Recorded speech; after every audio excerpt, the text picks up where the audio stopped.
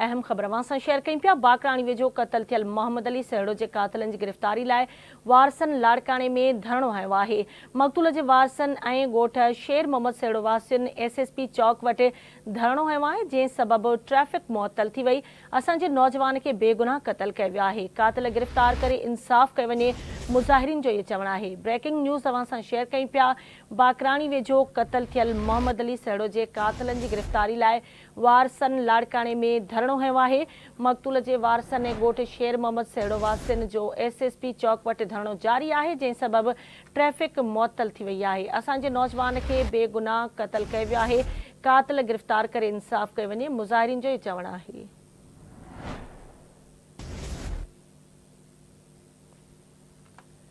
Breaking news तव्हां सां share कयूं पिया। बाकराणी वेझो क़तल थियल मोहम्मद अली सहेड़ो जे क़ातिलनि जी गिरफ़्तारी लाइ वारसनि लाड़काणे में धरणो हयो आहे।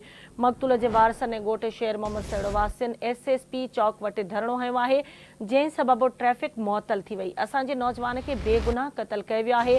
क़ातिल गिरफ़्तार करे इंसाफ़ कयो वञे, मुज़ाहिरीन जो इहो चवणु आहे।